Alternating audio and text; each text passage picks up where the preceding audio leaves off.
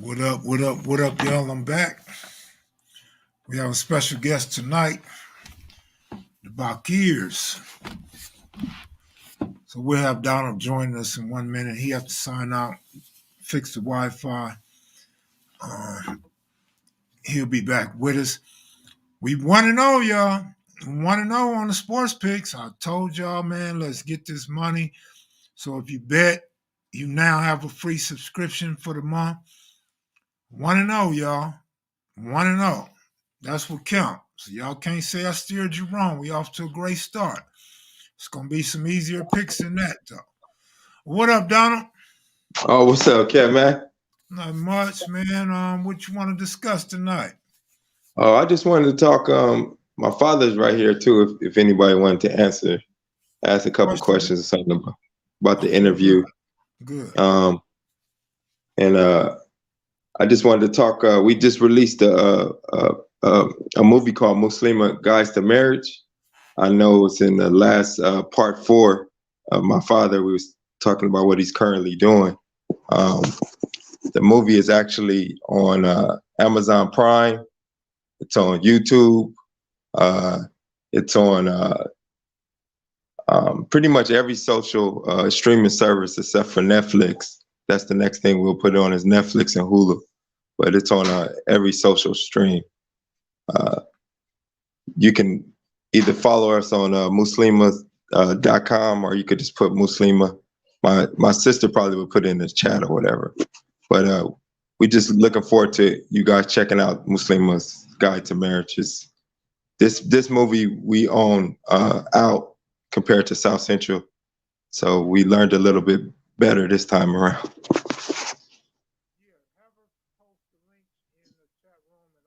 Can you hear me, Kev Mac? Or? My bad. I turned the volume off. Okay. Have your sister put the link in the chat room, and I'll post it. Okay. Okay. Sure. I have her do it right now. All right, you guys. I know you guys watched the last segment with one of the greatest and most loved teachers in LA Unified School District. If you guys have any questions for him, he will answer your questions. So shoot whenever y'all ready. Let me ask you, your father executive produced this movie you talking about? Yes, he executive produced it, and my sister Amina Bakir, she directed it, and she wrote the play. They funded it. They funded it themselves too. So they, unlike South Central, which is great, this one they own completely out. And Glenn Plummer's in this movie, as well as they have a little smart part with a lady called Tiffany Haddish. She's in there too. Okay, good stuff, man. Good stuff. How's your father doing, man? He's doing pretty well right now. How you doing, Dad? I'm doing fine. You want to greet them with a quick? Hey, Kev Mac. I see you doing your thing. Good, man. Yeah. Good. I'm glad you decided to come on the platform, man. I enjoyed the video. You got a wealth of information, man. You definitely, even though you came to LA later on, you still got a lot of LA history, and some good insight on a good direction for young gang members to take and Black people as well. Yeah, so I've been working on that for years, since I'd say 79, 78. Yeah, I was determined to change things. At least have some instrumental part in changing things. Because, I don't know, I felt empowered. Well, I caught something. I noticed something. You said that your curriculum is what made Washington a preparatory school. What did you mean by that? Well, in 1979, I ran for school board. And I was at the same time writing a dissertation. And it was about how to change the situation of the downturn of the reading and math scores. But the reading and math scores really only symbolize what was happening in the schools. You know, it was there was a new trend that the reading scores were going down, the math scores were going down, and reading and math, well, reading especially, was something that a lot of people were turning off. You know, and it was kind of fashionable. You know, so after getting in to the schools where I could be hands-on, I realized that there was a cancer in the schools, you know, and I called it kid cancer. But the only thing different about it was you could catch it from your homeboy, you know, and the cancer was cripping the religion. It was a new religion. People were, you know, getting caught up in like a cult, but nobody wanted to recognize it, especially legitimate people. They were so ashamed of it, you know. So I realized I had to come up with a solution to it. You know, the solution was to attack the growing trend of illiteracy. And that, you know, illiteracy has a negative connotation, but if you don't, it's like, it wasn't the skill of reading that was baffling kids, especially boys. It was a will to read. They didn't, you know, it wasn't fashionable. You know, it was like square, you know, so I felt like I had to do something to counteract it, you know, and my analysis said that the kids were getting their values from the violent movies, you know, the Scarface and all the Terminator movies and, you know, the mega murder movies. So I knew if I was going to have to change or trying to change social behaviors, I was going to have to make a movie. So I kind of minored in that, and while I was getting my master's out of Cal State LA.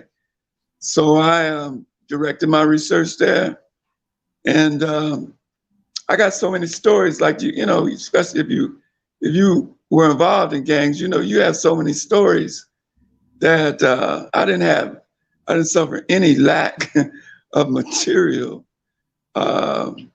So I set to writing the book. It took me, really with the research, it took me 4 years. And by then I was an expert. And we showcased the movie, or premiered it at Washington Prep. Washington Prep became Washington Prep when I wrote a dissertation, and it was the fundamental alternative school. And the fundamental alternative school called for uniforms. This is back in the early 80s, late 70s. And the uniforms kind of mitigated or neutralized the emphasis on colors that was deadly, you know. And the book Crips became hot as a $2 pistol, you know. The kids that didn't read books, kind of kids, were stealing it out of all the libraries and all the classrooms they could get it in, you know. But that was my idea. I wanted kids that didn't read to be fiending to read, you know. And it worked out, you know, it worked out. All right, we got a question. What made you pick Hoovers to do a movie about? But, you know, it used to be a time back in this, I guess it was the 80s, and really for a long time, there were more gangsters on Hoover than any other street. You know, it was like 11 Dudes Hoovers, 5'9" Hoovers, 9 Dudes Hoovers, 5 Dudes Hoovers. I mean, it was so many sets.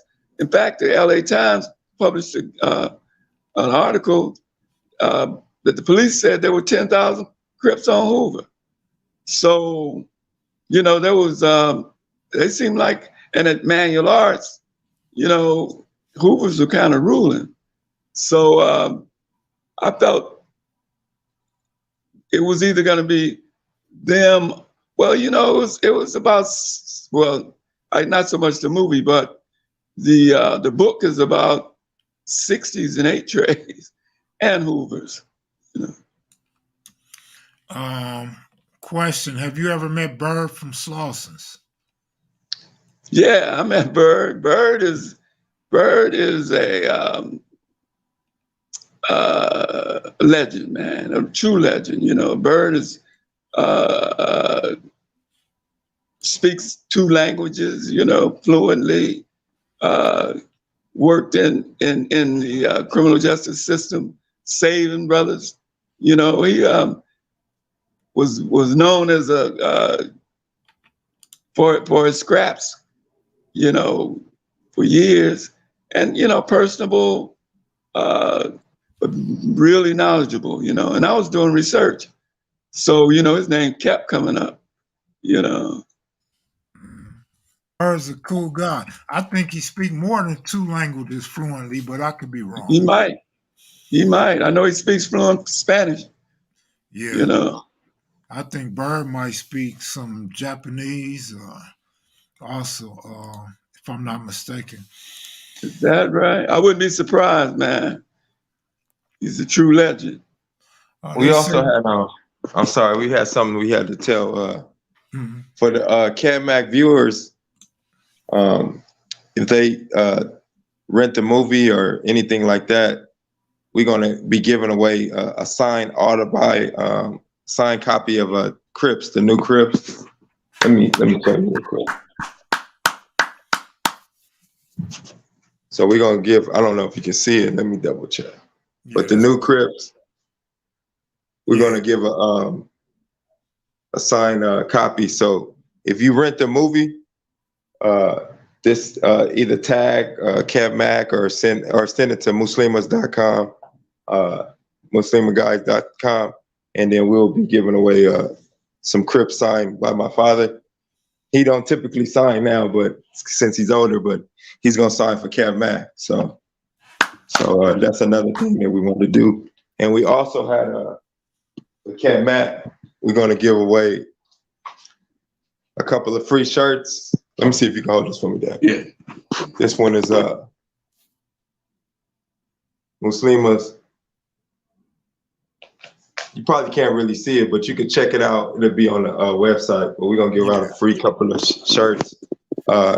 This shirt is sold out on our website, but we just reissued some. We just got a new shipping in last week, so we wanted to just do that for KevMac because my father really had a good time with you guys, and the movie is doing pretty well. But everybody always spoke with my father on what's the follow-up for South Central. He even had that chance to do a South Central too. But as you can see with him, he's an activism. So if it doesn't make sense, he's not going to do it. But this one gives you a little format, but it's a comedy. A lot of people said this is probably one of the best movies of 2021. And I'm not usually saying that just to be specifically, but it's the same people that did the coloring for Fast and Furious. They did the coloring for this movie. Another gentleman by the name of Jerry, he shoots $100 million movies. But my sister, Amina, she was top of her class, and she did a lot of connections. And we got this movie. It cost us money, but you wouldn't be able to get these people in general. So this was just mainly for the community. So this is supposed to be something that's a little different, that you'll be able to laugh and have fun, have that other side. And we welcome you guys to check it out. Hey man, jokingly, your father already know that Crips, they're anti-literate, and so we have Crips that's asking questions that's been answered, but I'm gonna go ahead and ask them again anyway. Sure, What's sure, the no name problem. of the movie? The name of the movie is called Muslima Guides to Marriage. It's actually Muslima is spelled, even if you just Google Muslima, Muslima, S, or you could just put Muslima. And once you go on there to have Guides to Marriage, you'll see Glenn Plummer. He'll be on the top. It's a lot of different actors.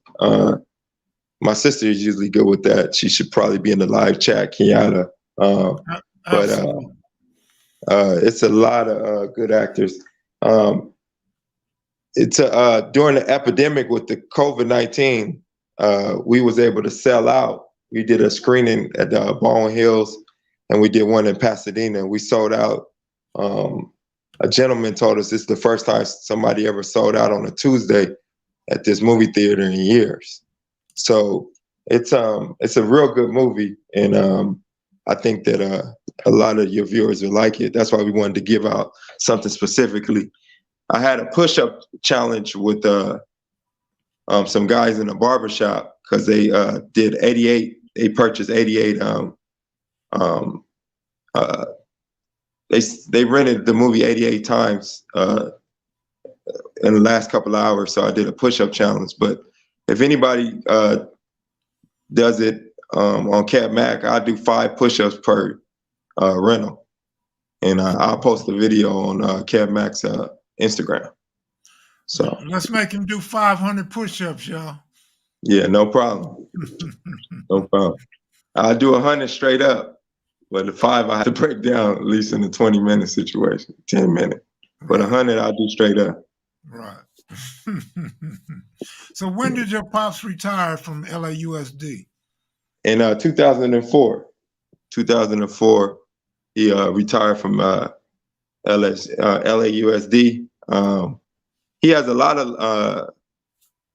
of his children that are in education. He got 2, like they said on the video, 2 professors. I'm a teacher myself. I used to teach substitute like him in elementary and junior high, but I went with the little ones, so I teach pre-K. But that's what's up. Hey, I think the other, if it wasn't going to be the Hoovers initially, like they said, an article with 10,000 people at the time because there was a big gang, it probably would have been the East Coasters. But it was just his activism was trying to target whoever's affecting the community at the time in large numbers, you know. Now, of course, we know the biggest gang, as far as Crip gangs, is anything in the neighborhood, and it would be the 60s, you know, for sure. Man, it's crazy the way demographics are changing.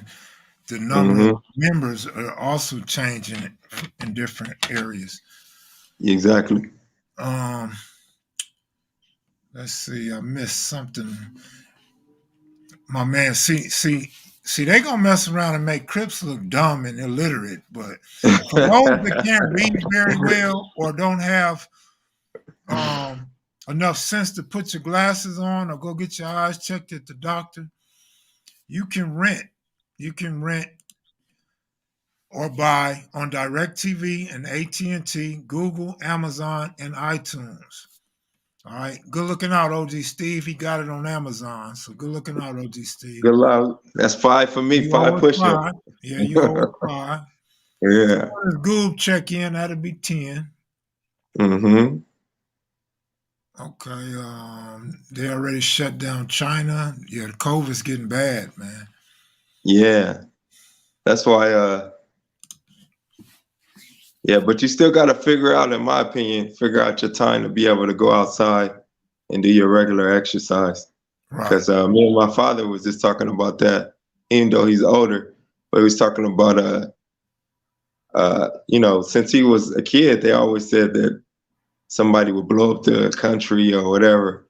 But my cousin used to have a saying that your world might be over and the world will keep spinning. So don't let fear, you know, affect your everyday living. Some of it is hard to do, but stress is killing us more than anything. I had another brother who died at, Ramel died at what, 42?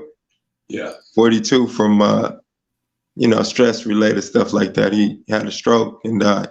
So in my opinion, especially for us being Asiatic original Black men, you know, stress is a big component. So, you know, we just need to avoid some of that, or, you know, do your regular day, because some things you can't control. Hey, man, right now, you owe us 15 and 5 on consignment. Okay, no problem. I'll give you that right now. Oh, you don't Let have me to give see. it to us now. Let's build it up to 50 first. Oh yeah, build it up first. Yeah, build it up. I hope y'all can get to 100. I'll give you 100. You know, 'cause, My man said that's why he smoked weed. He trying to escape reality. yeah, High blood pressure is getting us. yeah, Do yeah. your father have high blood pressure? Unfortunately, he didn't have it until I don't think he has. He has the sugar level for him is diabetes, but he controlled that now. But you know, up in age, things change. You know, Yeah. but for a man like him, he's happy to live this long. You know, Well, I'm he sure thought you got. I'm sure his kids are happy that Oh you yeah, live definitely. this long. Yeah, I would pay definitely. to be able to talk to my mother and father right now. Man, we lost two. I lost my mom first and my stepmom. So he had two wives that passed. My stepmom passed. My mom passed at 45. My stepmom passed in her 50s. So for a person like him, you know, he didn't think he would live to his 40s or 50s. So this is a blessing for him, and we very, you know, appreciative. So Right. you know, Yeah, you got to take care of them parents, man. Make sure they're all right. You know, when they get up in age, they get a little stubborn and they have mhm. egos. They don't want you doing too much for them. But Yeah. man, I regret a lot of things I didn't do for my parents that I wish I could do now. So I always spread that to people. I tell people, man, you know, while they here, love them and help them out, man, because you're going to regret it when they're gone. Yeah, that's true. That's a word of wisdom right there. That's true. Yeah. Definitely a blessing to have your parents at this stage in our lives. Man, and he's seen a lot. He done seen Jim Crow all the way to COVID. Man, not a lot of people seen both of them. Yeah, exactly. A man with slave. I mean, you know, seeing slaves talk to slaves, not in their time, but yeah, it's crazy. Lot of history. Yeah, walking history book sometimes. I learned a lot on the Kev Mac about him that I didn't know. You know, different things. Sometimes he's starting to be more with words now, but usually he doesn't express as much only through poetry or reading. Right. Ooh, shoot. My phone died out. Dang it. Your phone going out. Get your sister's phone, man. Go plug your phone up. Oh, it's over with. He froze, y'all. Got to charge that battery up. We'll get to your question when they come back, Reggie.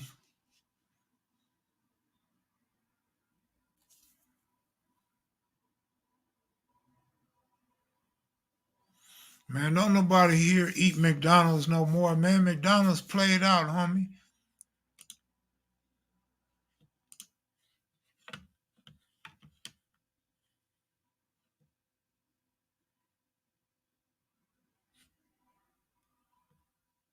He's going on the computer, all right. For sure, for sure, for sure.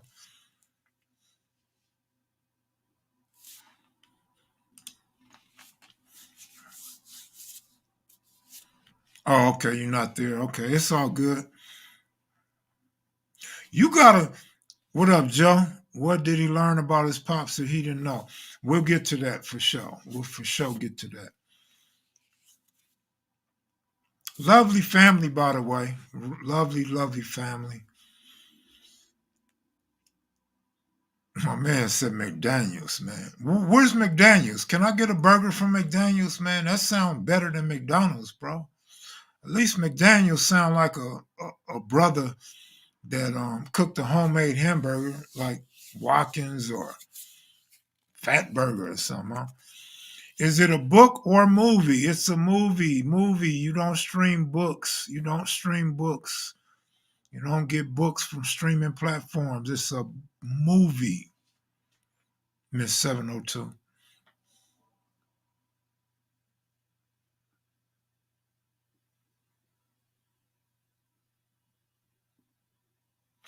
Uh, yeah, I can send a link to your IG. Okay.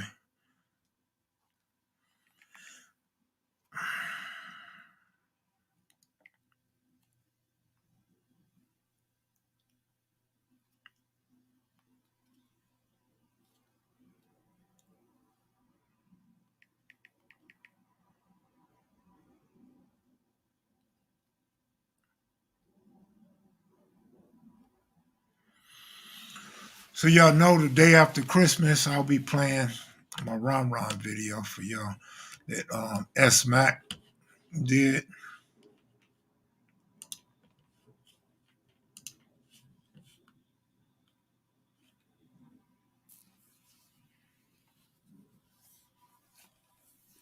It's all good, Miss 702. We'll let you know what's up.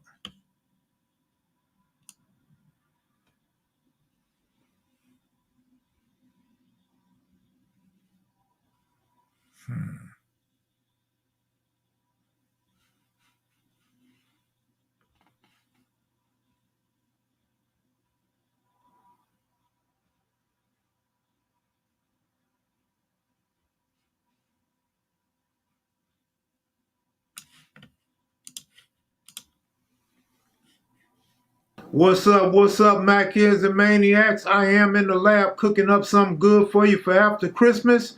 We got S-Mac, the man with 1,000 questions, and I interviewing Big Ron Ron, the nephew of Mr. Raymond Washington, the founder of the Crips.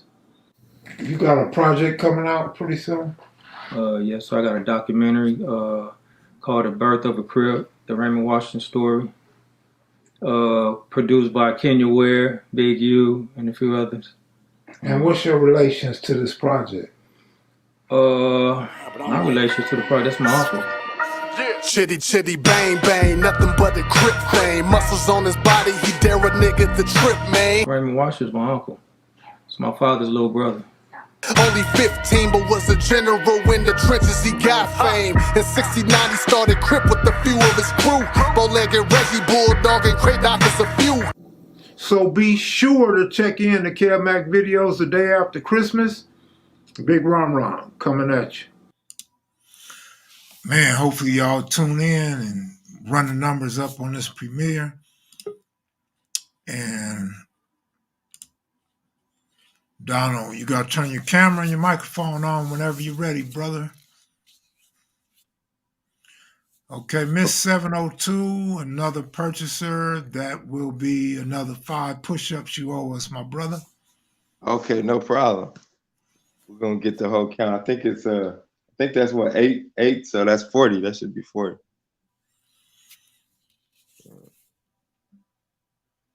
Yeah, man, this is all right. I'm gonna check it out as well.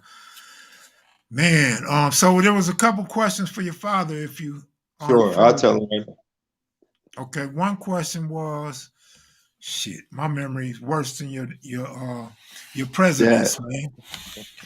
But what was y'all question? Miss Lamont, what did he think of Miss Lamont at Washington High School? What did you think of Miss Lamont at Washington High School?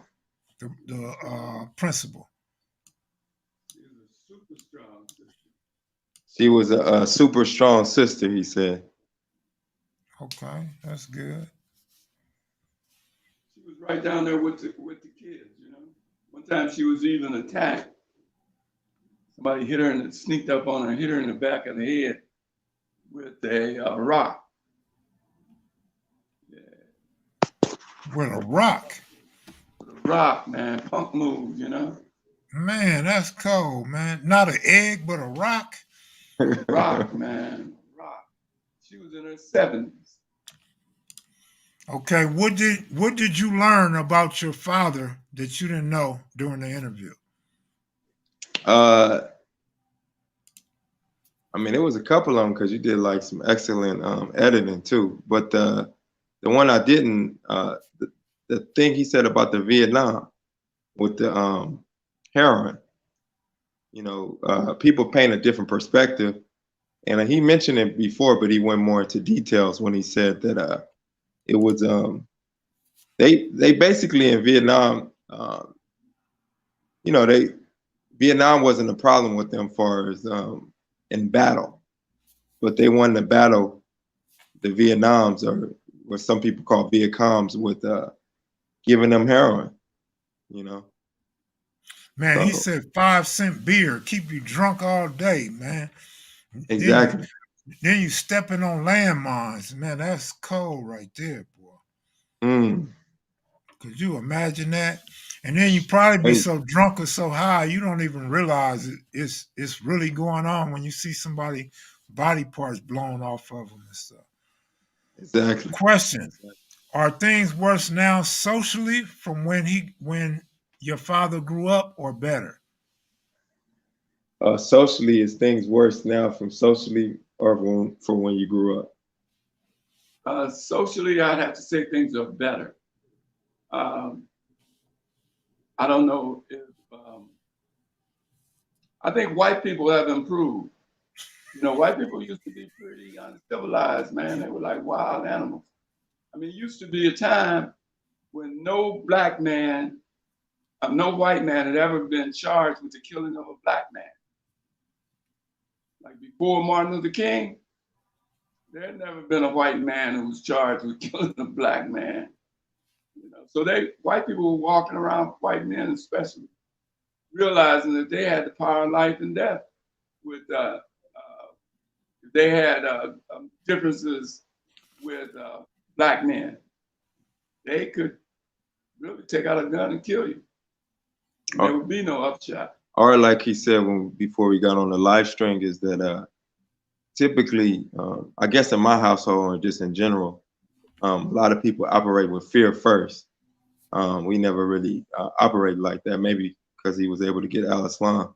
But typically, it used to be a point where every, black men and black women, specifically black men, were hung, like up until the 60s, huh, Daddy? Yeah, up until the Civil Rights Movement. And that was just the comment. And people used to say, oh, you never going to stop getting black men to get hung, So I don't know if people heard the great interview that they had on Kev Mac, the last one, when he talked about reparation. Some people typically think, that it's impossible. Me, I'm more like the financial numbers guy. They just had this previous war, which was called the Afghanistan, when it was in Afghanistan and all of that. It was almost, 20 years. Each year of the war, it was trillions and trillions of dollars that they spent. But we're talking about, reparation. It might seem weird or something like that, but it's a lot of homes that are HUD that's in the government. Even if you got veterans right now, they don't pay down payment. This can be allocated in 1 year if they wanted to, if you give all the 18 and over a home and no property taxes and stuff like that for a specific time, you can end a lot of homelessness. 97% of the money that blacks spend is put back in the system within 1 month. So even if you're on the left wing and you think, oh, we give you the money, you're not going to do nothing with it, or you're going to build a house, you're not going to know what to do with it. At the worst case scenario, which this wasn't happen, our money goes back to the system. We're more American than anybody else as far as financially spending.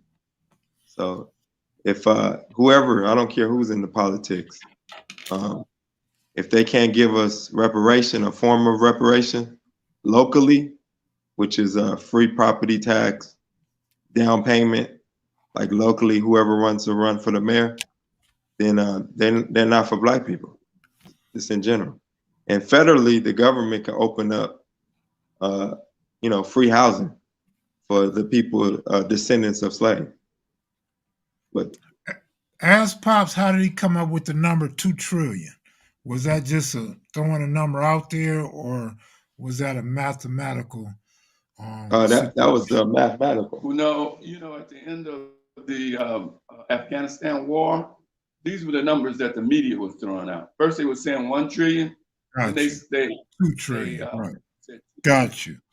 over Man, 2 that's a trillion. trip. And you're absolutely right. Instead of an Afghanistan war, they could take care of everybody that needs to be taken care of in America. Yeah, so all they got to do it is for specifically, if you don't go to war for 2 years, we know you got the money. It's gonna cost less than 2 years. I got a question for your father, man. How did he enjoy SMAC's questions, man? Because some people love him and some people say he go too hard on him. What Pops think, man? Well, I didn't think he went too hard. I enjoyed the question. I think you guys work well together.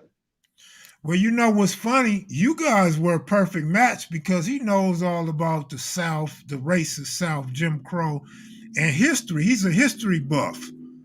You know what I'm saying? I could give you some gang history. I can't give you no world history and American history. So y'all was clicking. Y'all was bonding. I'm sitting there like I'm in class, man.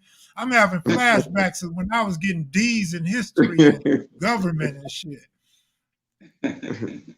But I got a chance to be a part of a lot of that history, man.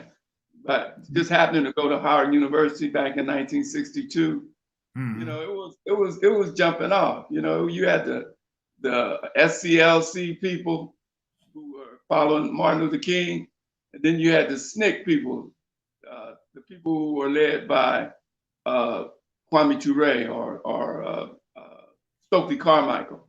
And when they made speeches, they were really a lot of them were being influenced by Malcolm. And so they would be dropping that history and making it. They talk you onto the bus. Do you believe the Black Power movement is stronger or more organized today than in the past? I would have said less until Black Lives Impact. And it reminds me of the 60s. The young people are activists. They're standing up. They're speaking truth to power. They're going to change a lot of stuff. In fact, I believe that they will lead us in the charge to get reparations. And I do believe we're going to get reparations soon. Your daughter said, "Open your email." She sent the link. That's a little ex post facto. Oh, she sent the link to the. Well, did she put it in the chat? No, she said she sent it to your father's email. Oh, okay. We could just text her and tell her to send in a chat. We just need the link for the chat. My dad will text her the link for the chat. Yeah, I think. In my opinion, I think whoever give us reparation, whatever group I'm with, I personally think Armenians, Jews. They can join on with us in our quest, but I don't think. Man, something's going on, right? Yeah, they can contribute. Like Black Lives Matter got a lot of money after they led the charge in the George Floyd killing. Yeah. Yeah, but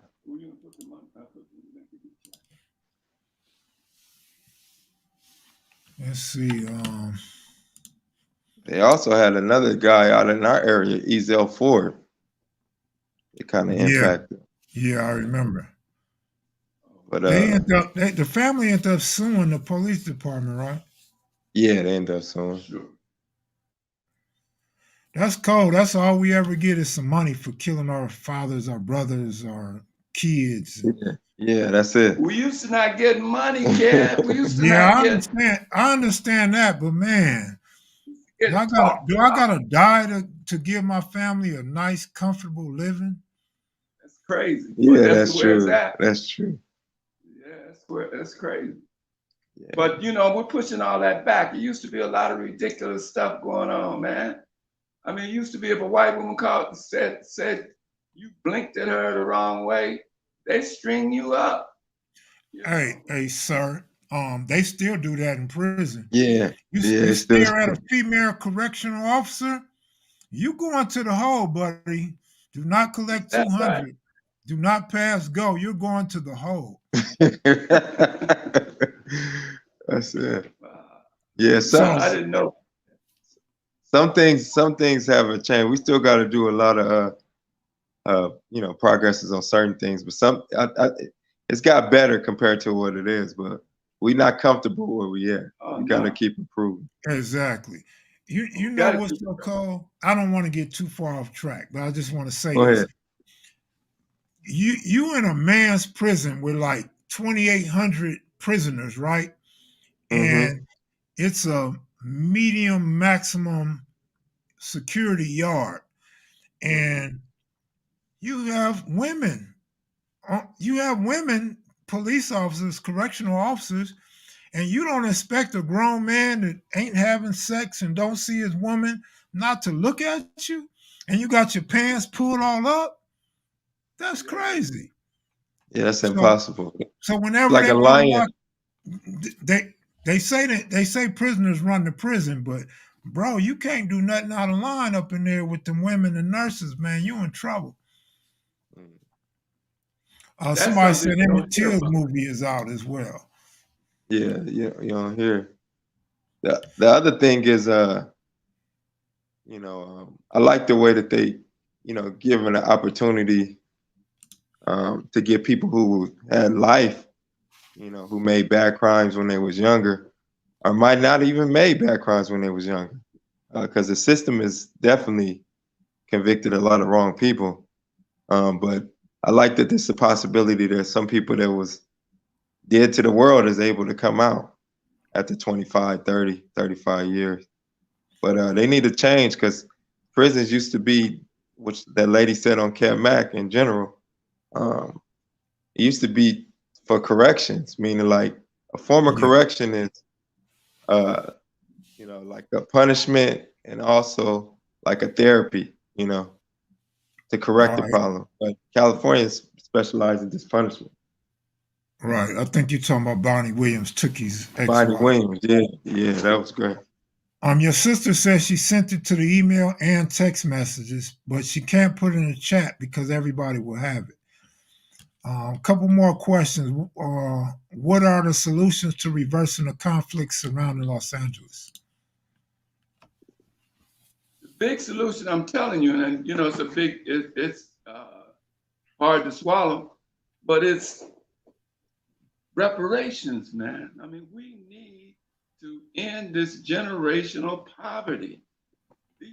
A lot of the crimes are symptomatic of poverty. It's like a lot of people wouldn't be in prison if they had a house. They weren't threatened with homelessness. We talk about 40 acres and a mule like it's a cliche. Right. But it is a solution. It would end that gap, that wealth gap between us and everybody else.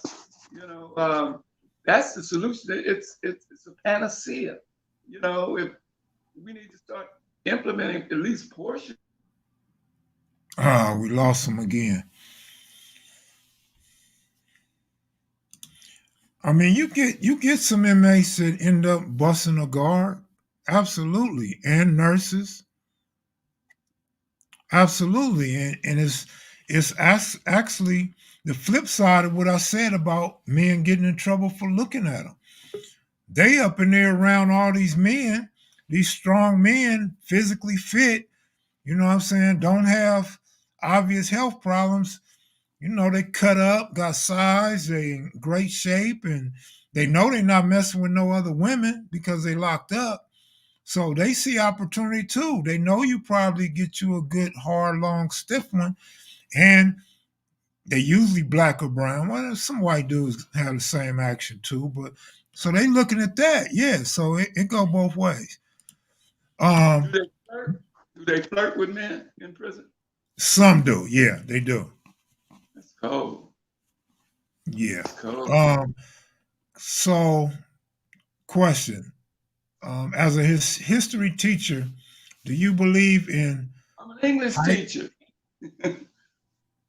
He made you into a history teacher, man. Yeah. Okay, I'll take it. I'll take it.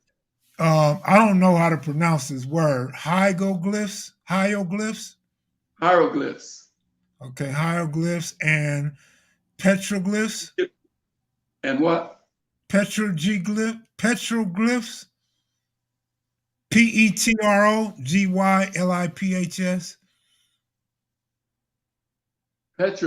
I don't know what petroglyphs are. Me either. Hieroglyphs Around are the world writing. were made by other worldly entities. See, this is some guy that just looked in the dictionary and picked out some big words for you. Well, hieroglyphs are the writing that the Egyptians made on the pyramids. Okay. But the petroglyphs, I'm not an Egyptologist, but I do know a little bit about Kemet or ancient Egypt. I did go to Cairo, you know, so I did see not so much. I don't recall seeing any hieroglyphics, but I did see the Great Pyramids, you know, Sphinx, stuff like that. What was I also went to Hajj in Mecca. Mecca, right. Much more interesting. What was the most active high school you taught at? Washington, probably, huh? Albania. All of It them. was happening in the 80s. It's hard to say. I mean, people were getting killed and laid out on the football field in Manual, killed at the carnival at Manual, on campus. But Washington was pretty live too. It was a lot of murders. You know, murder was taken for granted. You know, it was.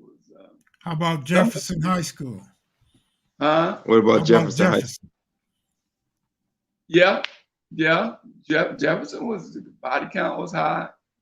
You know, because of tradition. It was, Crippin was the new religion, man. It was spreading like, you know, wildfire. Horseman was probably very active in junior high for sure. It was, but it wasn't the same. They weren't killing the same way. Yeah. You know, the gunplay was. I mean, every time we had locker check, we found a few guns at Horseman, but I don't recall but a couple of murders that were actually on or around the campus. Mm-hmm. At Manual, it was body count, you know, Washington too. But it was just because they were a little older.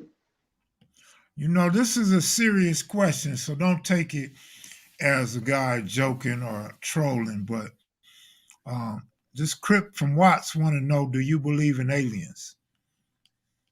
Crip from Watts, do you believe in aliens? I know he doesn't mean immigrants, but no. Do I believe in aliens? Yes, I do. I believe that, I don't believe that this whole universe is without, no, I think that the products of aliens that are advanced over us and refuse to even interact with us because we are so deadly. But I do believe that there are aliens, yes. Okay, it's not me it's not like I'm reading wrong, but I'm gonna read it the way I see it. Do you think, or what was the impact of the assassination of Bunchy Carter had on the community? It divided it, man.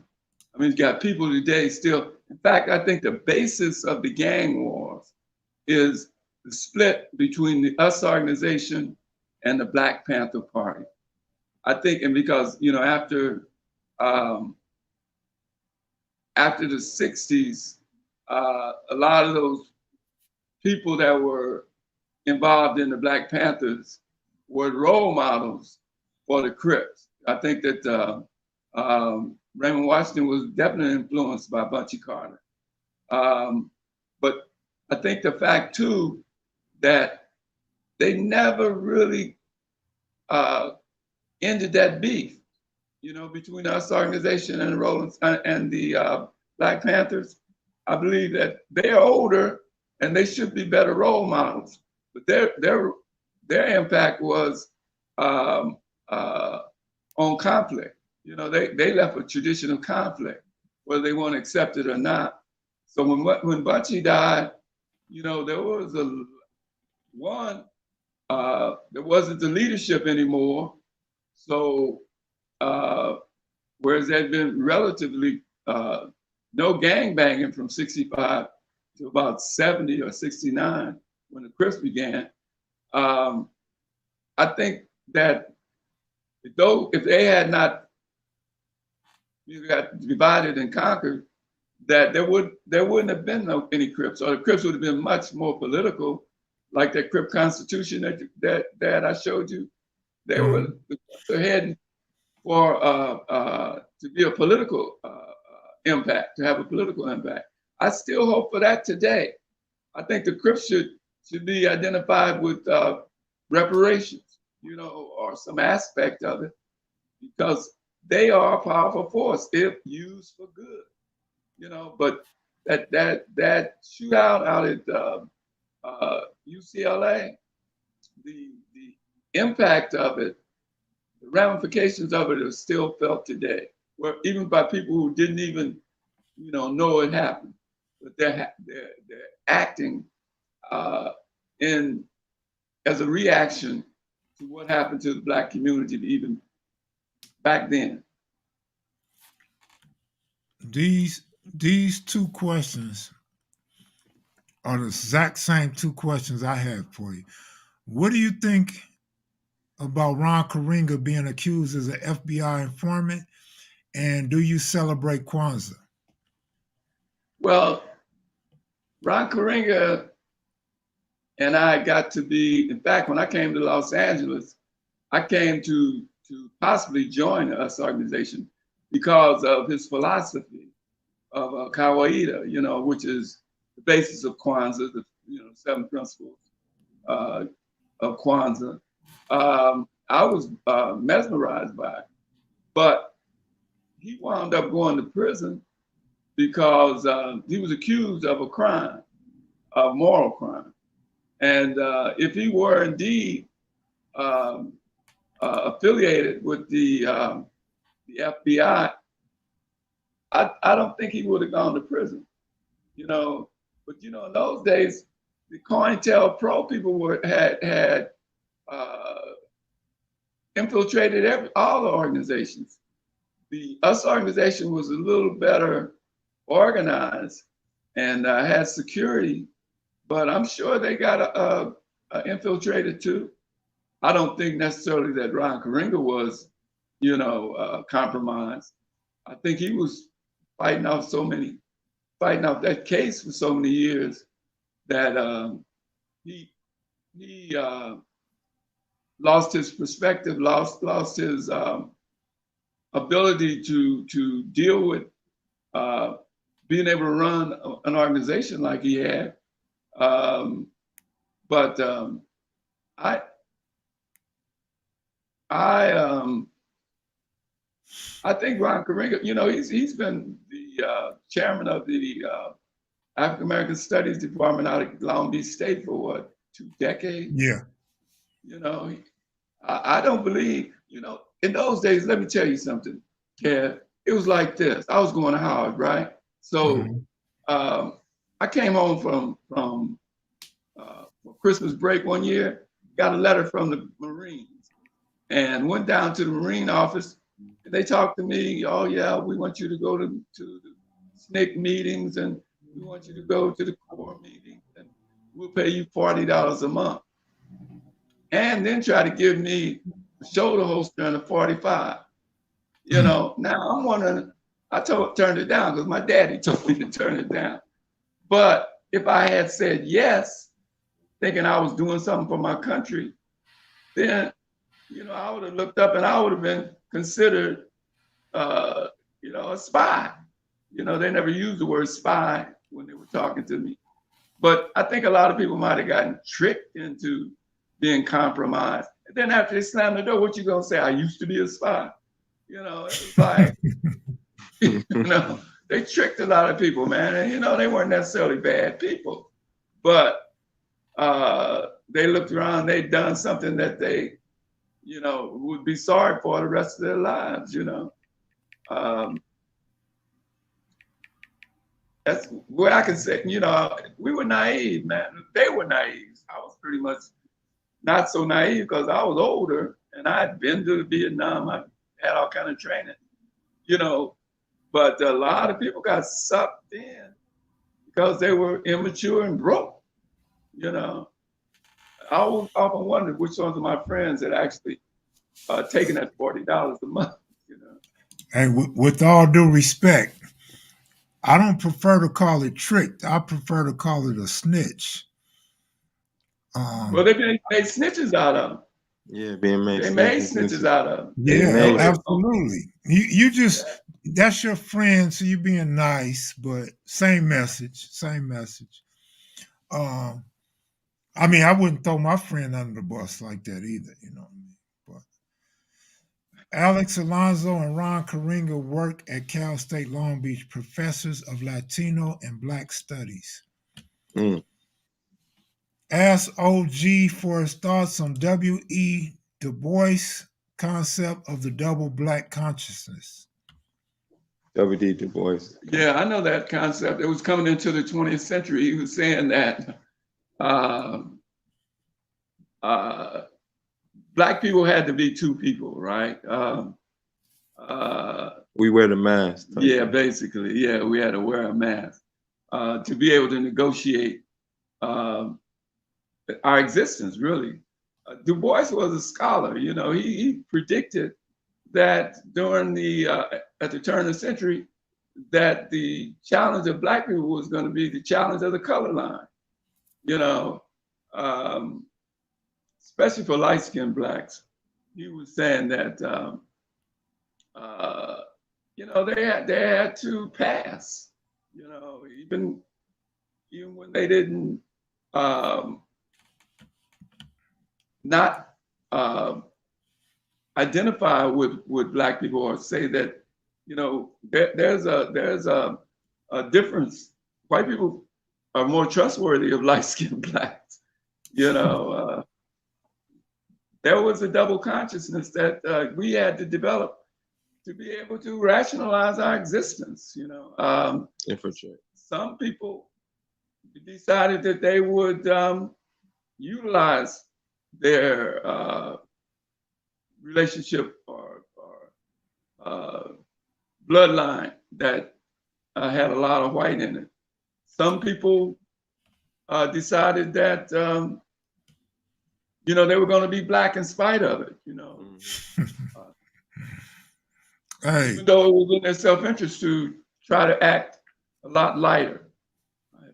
Go ahead, no problem. So basically a lot of colorism stuff some people cashed in. Yeah, I had a couple people in my family that will use their light skin for white when needed and wear their afro when they want to be Black. But exactly. Quick question, kind of funny, but Clippers or Lakers? Daddy, Clippers or Lakers? Both. LA. The family, everybody else though is the Lakers. All right, I gotta go here then since y'all by SoFi Stadium. Rams or Chargers? You want Rams? Me and my brother neither. We like the Raiders. You like Raiders? Yeah. All right. Let me know when Pops come back. I got a question. Okay, for him. Sure. It's all good, Casey. Yeah, I'm counting up those push-ups though. I think I'm at like 40 or 45. Yeah, I think they stopped at 40. Yeah, 40. Okay, that's good. OG Steve, go to Amazon, put in Donald Bakir. Yeah, he got it on Amazon and ebook too as well. But Before I get off the live with you, I'll definitely do the push-ups. Just to All right. give you 20 more. Yeah, we'll start wrapping it up in a minute. He's back. Okay, the question. Oh man, here go my Joe Biden. Let me see if I can find that question. I done lost the question now. Shit.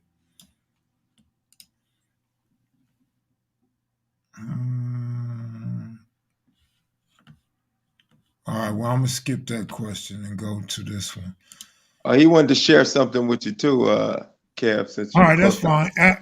Somebody want to know what's your father's view on Barack Obama?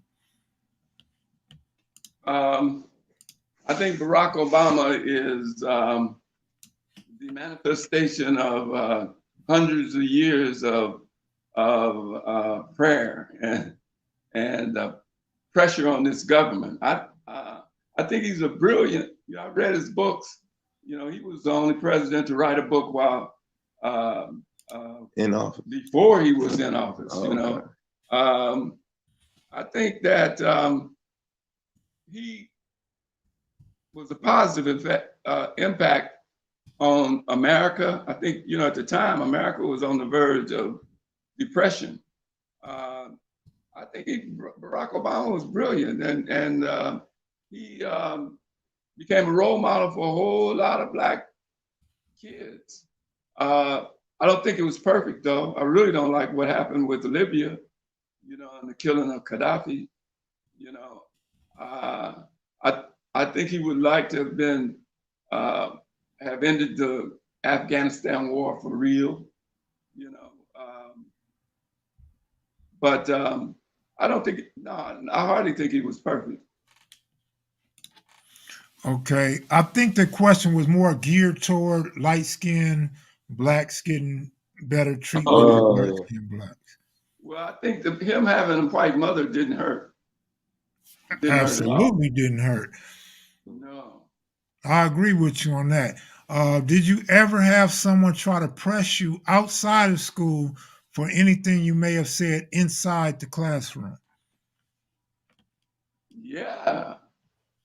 You mean press like hit you up, sweat you, challenge you?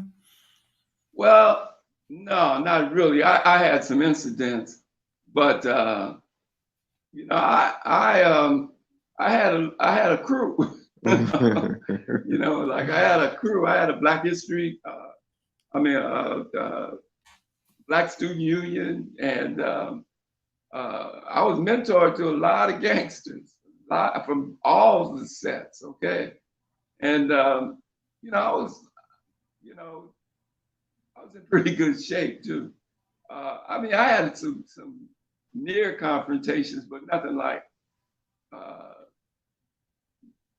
I have seen teachers get beat up, okay, and it was usually because of their politics. My politics were not anti-gang, you know.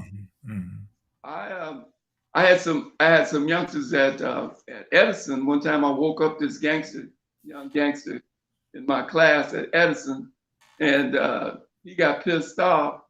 You know, I might have manhandled him.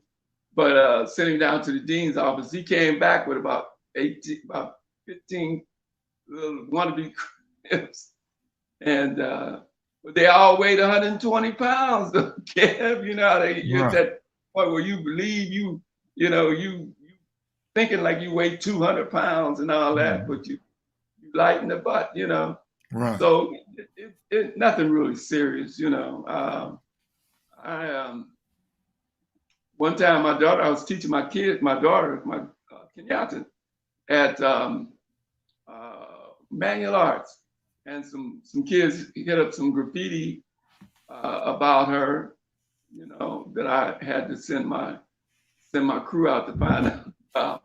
But I had more problems with the teachers. Staff. You know, yeah, I used to threaten the staff because they were a lot of them were.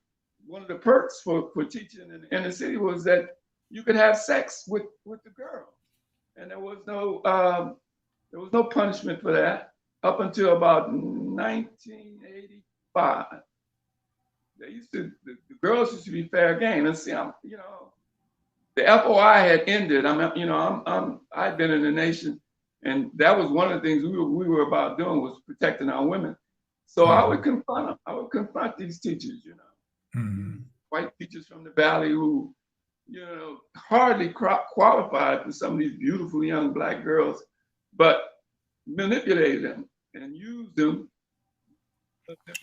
Well, I can tell you, as a LA Unified contractor, it was still going on in the bus driving world after 85. You just sold a book. Yeah, go ahead. A brother in the Bronx, New York, just ordered one of your books. Oh, good.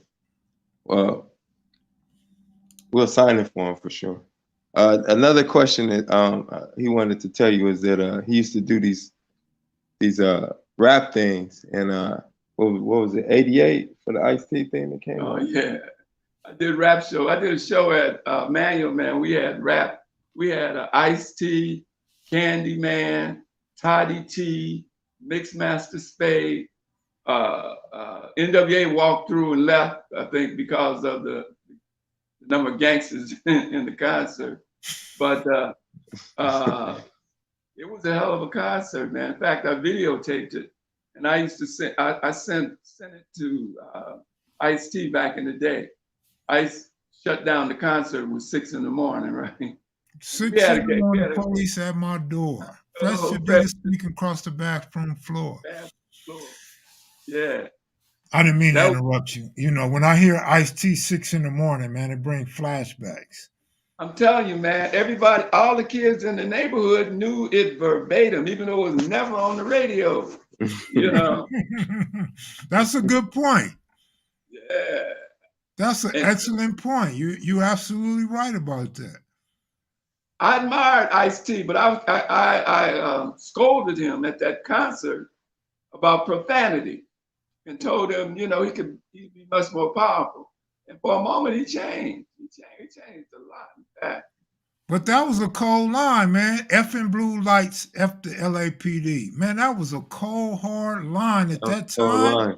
That's what the kids wanted to hear at that time. Because he was like he's a hero. You know, the police were jacking people. Yeah. You know, they were jacking people, man. I had some of my youngsters got jacked at Coliseum. Well, coming back from, I think it was something like, you know, senior activities at Magic Mountain and something. They're on the corner of King Boulevard and Vermont. And these are my journalism students. They get jacked and mishandled. So we went down to Southwest and demanded that they send somebody so that we could query him, you know. And we put him on trial, you know. But they handled it pretty well. But we used to do stop and watch. You know, I had one of the only video cameras back in those days. I'd give it to the kids and they go do stop and watch when people were getting jacked by the police. You know, this is in the 80s. 86, 87, 88, all of yeah, that. back in those days. Yeah. Question. But let me He be clear. gonna answer the question. I loved it during those times. I loved those days, man. Every day was an adventure. Yeah, you were still young and cut up and solid, ready to take on the world back then. What do you think is the main reasons Black and Brown still keep European American traditions on holidays and holidays? Tradition, because they established the traditions. They just doing what they found their fathers doing. You know, they're doing what they found their fathers doing. They don't really analyze it. Lately, there's been some analysis of things like, you know, the white symbolism in Christmas, the white symbolism, you know, in Jesus Christ, or, you know, the belief that God is white. You know, that there's starting to be some analysis of that. But most of the holidays are not holy days. You know, they're just it's ritual of you know, getting drunk, watching the football game, and then breaking out in the family fight. Yeah, they've been calling. I just got a message from my partner. I wanted to surprise him, but since he texts me and we're on live, your Crip book has been signed and is being sent to me, brother. S Mac. So we got our books on the way, signed, brother. I just Oh, don't yeah, tell we you. I got you, want to S-Man. surprise you, man. Yeah, we got you, S-Man. No doubt. Let's see. Do you think Magic Johnson has HIV, or was it an endorsement deal for Magic because he was caught having sex with the minor? Wow, It's that's too a deep. conspiracy Yeah. theory I haven't heard. Yeah, I haven't heard believe, that one either. I do believe that Magic actually got HIV. I don't think. I think he got the best doctors for sure, and I don't think HIV is as deadly as it was, you know, when it first began. And man, I admire Magic Johnson, man. I really do. I didn't admire him getting AIDS, of course. Wow, you know, we live next door to the phone, and we got a lot of the rumors about how wild he was, but he tempered that. You know, he became a role model and a father and a husband. You know, and I guess he got some. When you got that kind of money, though, you know, you get Yeah, the best. I'm sure he had the best medicine as well as doctors. Yeah, Exactly. yeah, right. Have you ever experienced a situation where a teacher was a gang member or an undercover gang member? Yeah, it was a brother like that at Washington, and he wound up catching a case too. He was Hoover, and it was like assistant, some kind of coach. And I used to, in fact, he used to play tennis with me a little bit over here. But he was videotaping youngsters nude and directing them to do, you know, all kind of lascivious acts. He wound up catching the case. But, you know, when he got out, I saw him and he had become Muslim, Orthodox Muslim, changed his whole life. But, you know, they're and women too, you know, women that were lesbians that were tricking young girls off into doing Crazy stuff. Yeah, sex acts.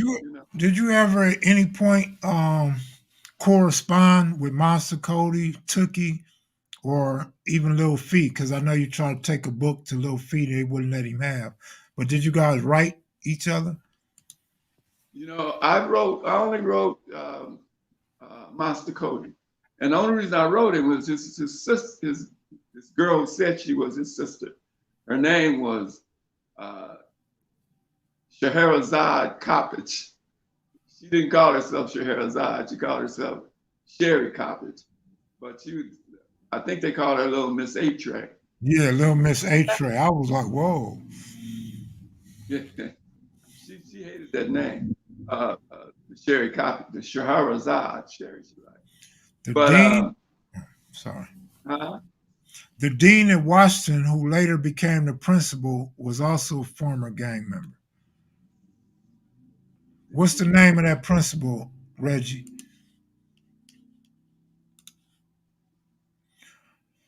Jamie Foxx played Tookie in that movie. Redemption. Yep. Black. Yep. But anyway, I wrote to Monster, And he wrote me first, I think. And I was so impressed with his writing that I meant to play him off, you know. But I wound up returning the letter, writing him back because he wrote like calligraphy. Mm. He had obviously spent so much time. Like he drew this 2-page letter, you know.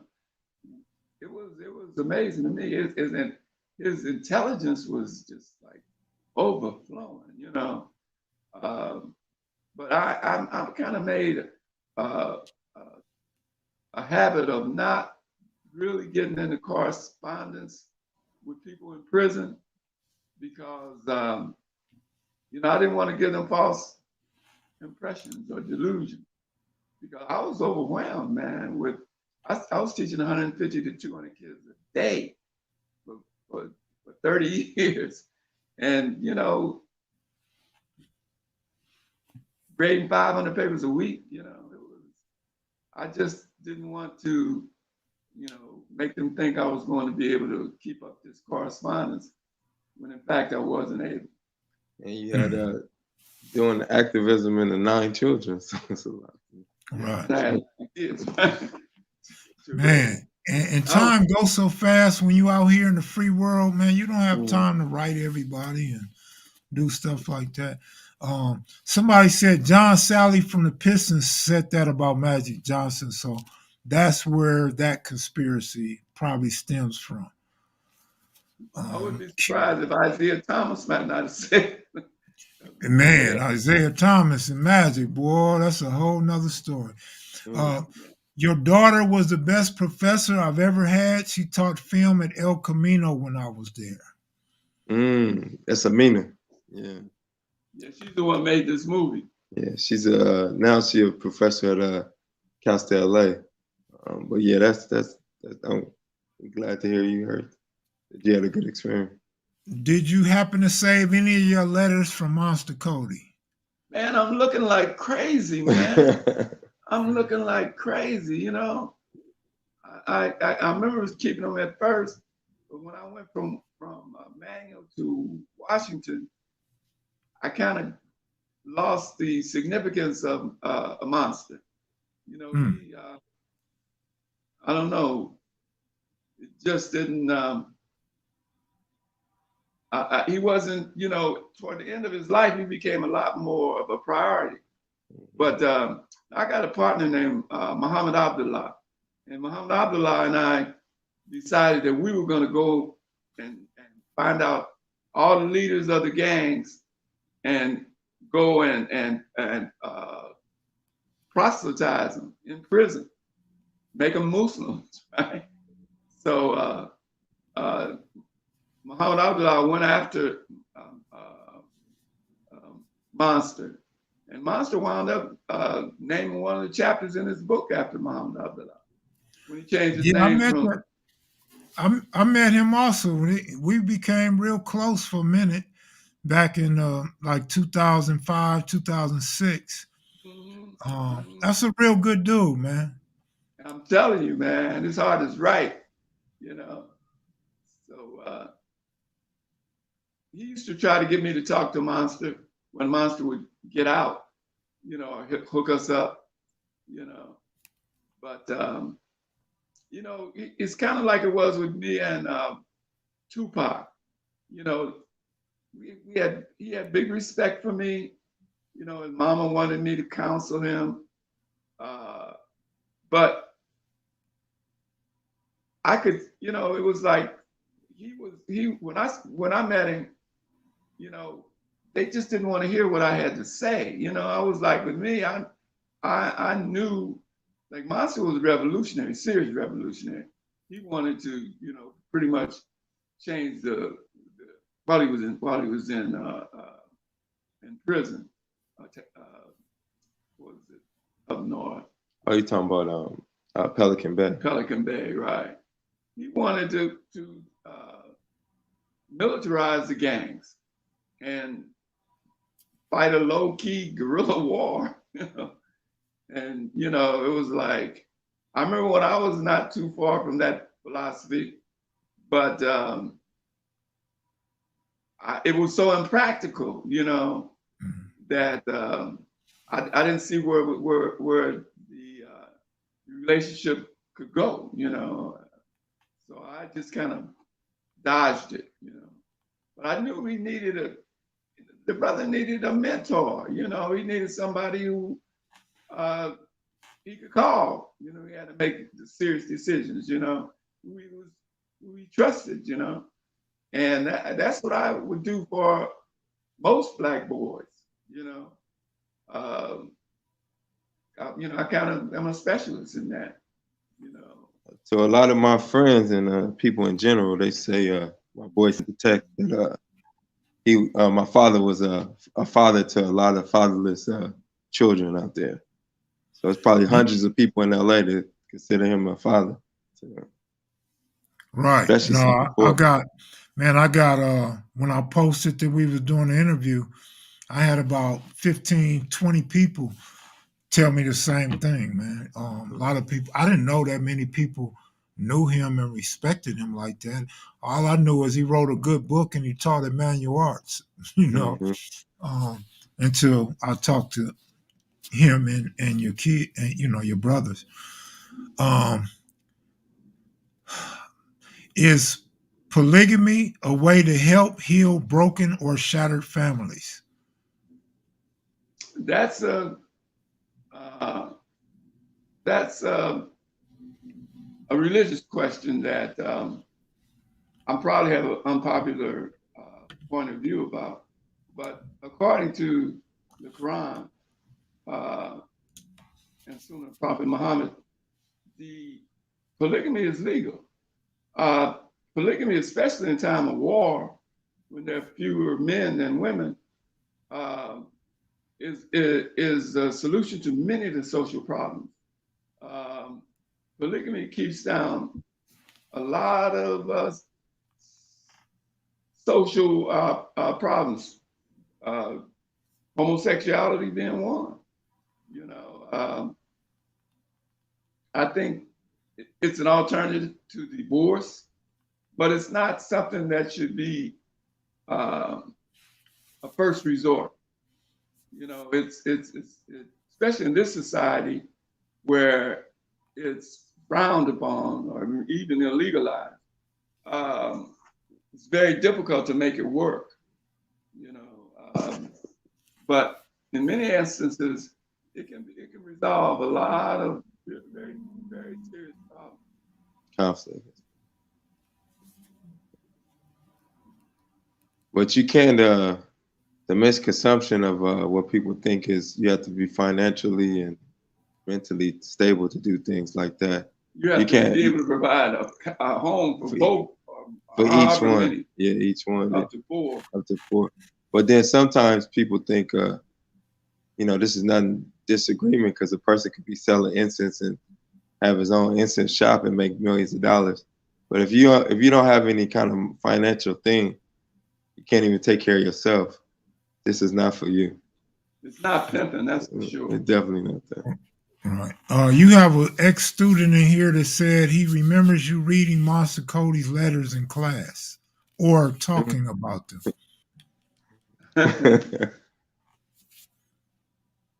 Well, there was a lot of stuff my philosophy was also scared straight. I was trying to let them know, when I broke up fights, I said, you about to get a case.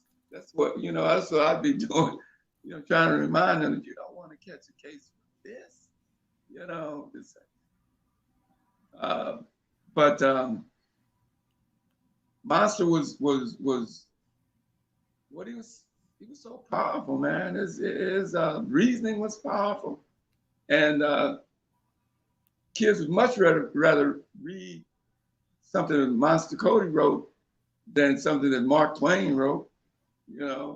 Right. Casey says you are wisdom, love, and understanding. I appreciate that, really do.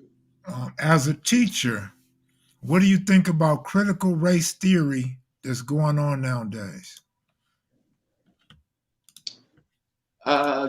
It's kind of my I haven't had a lot of time to focus on it, but I think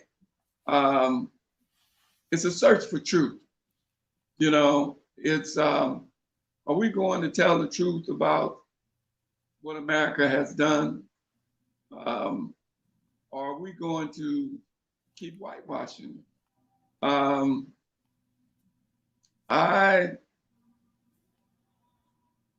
think it's critical. I do think that, you know, the curriculum should be more attentive to it. You know, I think that truth brought to bear, especially in the long term, is going to be good for this country.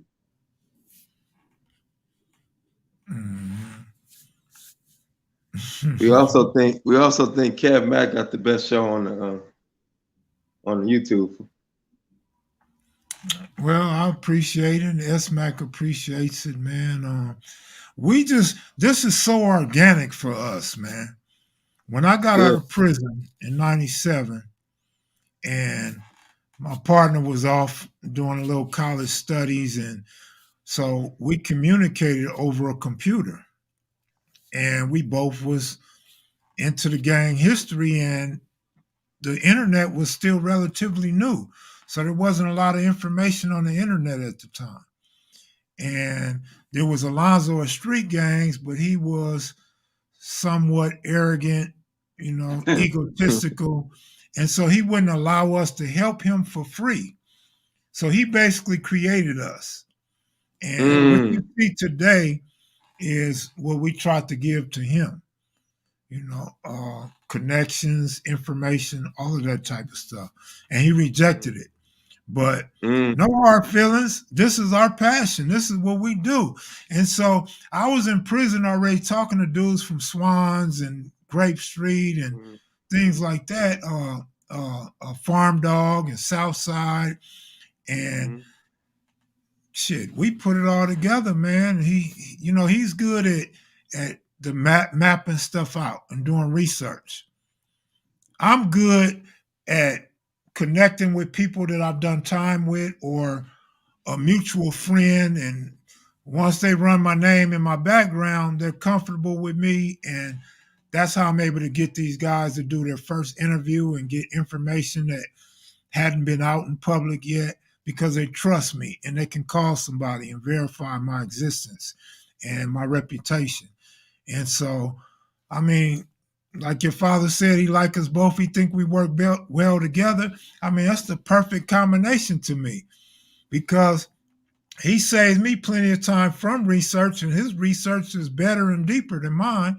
So how could I reject that? You know what I mean? And then when you into this type of stuff, as well as you guys know, your family knows, but also in writing and literature, you need somebody sometime to edit for you. So basically, when I make a mistake, I got him. He got my back to tell me, look, this is wrong, or you spelled that wrong, or you got this information wrong. I need that because my memory ain't the sharpest. Yeah. You know, I'm a type of guy to say, I can give you my experience. You can't argue or debate my experience. But if it's something dealing with something you told me, second or third hand information, or I got the wrong studies, you could correct me. And I know his intentions ain't to hate or to harm me. He's only going to give me the right information and correct me when he feels I need to be corrected. So I love it. Great friend and great partner to work with. Yeah, that's some things is like, which I learned from your YouTube channel, is that some of it is some things is people opinions and some of it is truth. So my slogan is like truth over opinion, as much as you can. Sometimes you might do some opinion and eventually it develops into some kind of truth. But a lot of times in these days, even on the internet, where people just say whatever, it's sometimes people's opinion.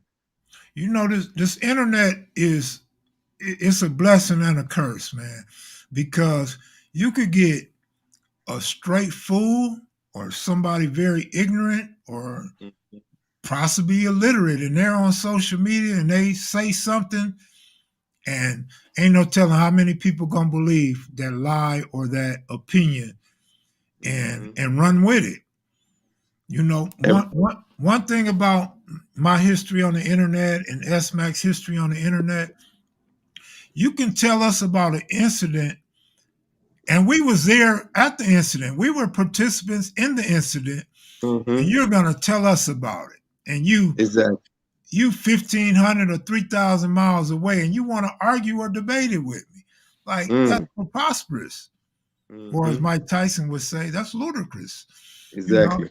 But that shows you how much power that social media has. You got somebody that wasn't even in LA, wasn't even in California, and they think they know a subject better than you, and you was there. You was part of it. So Yeah, it's crazy. It's crazy.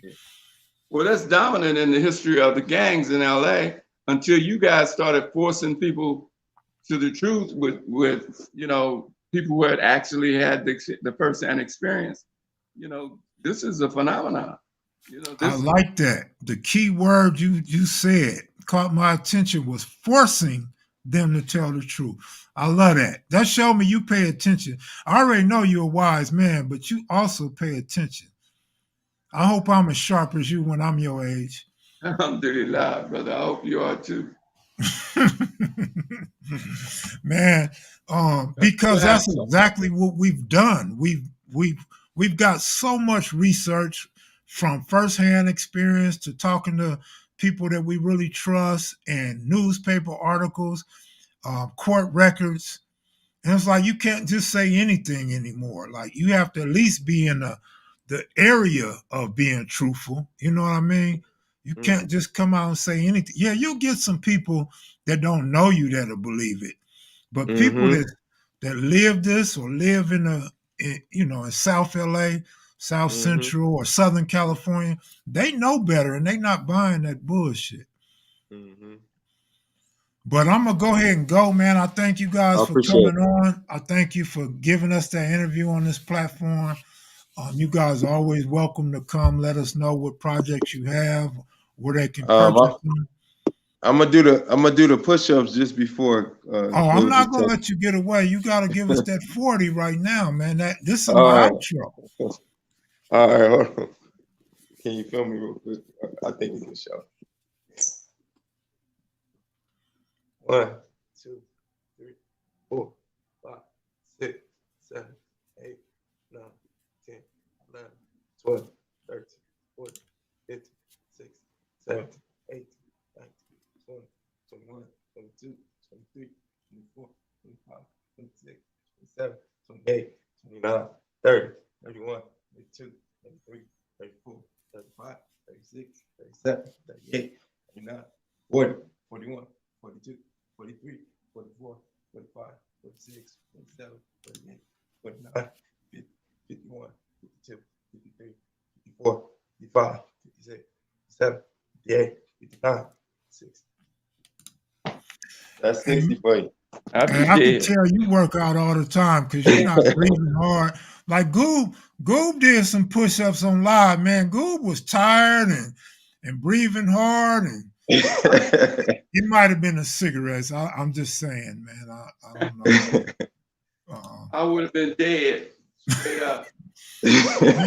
Man, how many years ago? 20-something years ago, I could have knocked out 100 straight, no problem. I can't even do but 10 now, man. Yeah. Because like Pop said, I was like 152 pounds, man. Now I'm way over 200. It's a lot harder. Yeah, it's a lot harder. You get older, you quit working out, you quit playing basketball and baseball, you quit having all the girls, you know, and man, it's hard. It's hard. So good job, brother. All right, thank you. I appreciate all of y'all, Kevin, man. All right, you guys take it easy, man, and appreciate the books and the signatures and everything. All right, thank you. We'll send it. Take it easy. All right.